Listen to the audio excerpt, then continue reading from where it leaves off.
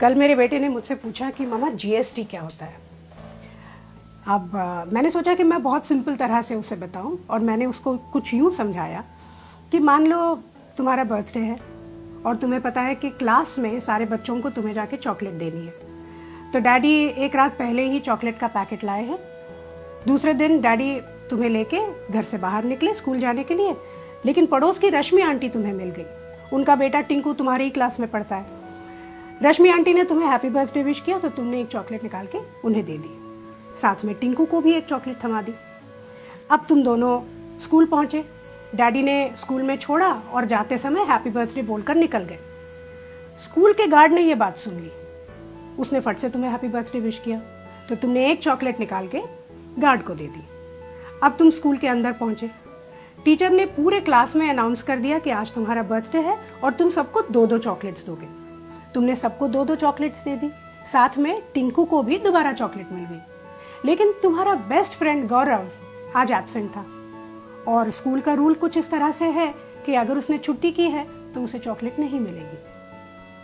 तो अब यूं समझ लो कि तुम्हारा बर्थडे जो है वो तुम्हारा बिजनेस है और ये जो चॉकलेट्स हैं ये टैक्सेस हैं।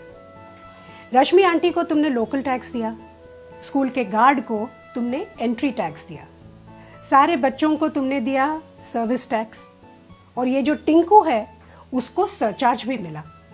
लेकिन गौरव, उसको बेचारे को कुछ भी नहीं मिला। तो ये थे मौजूदा टैक्सेस।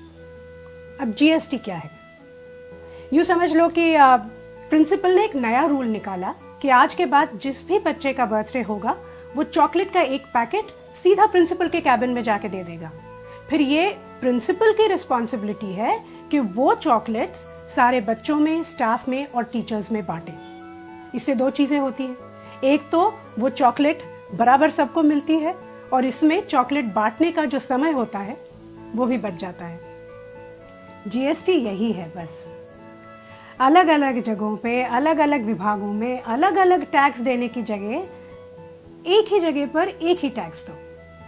अब कितना अच्छा आइडिया है ये, लेकिन इसमें किसी टिंकू का नुकसान होता है, इसीलिए वो विरोध करता है।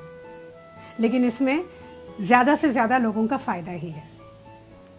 अब समझ गए जीएसटी क्या होता है?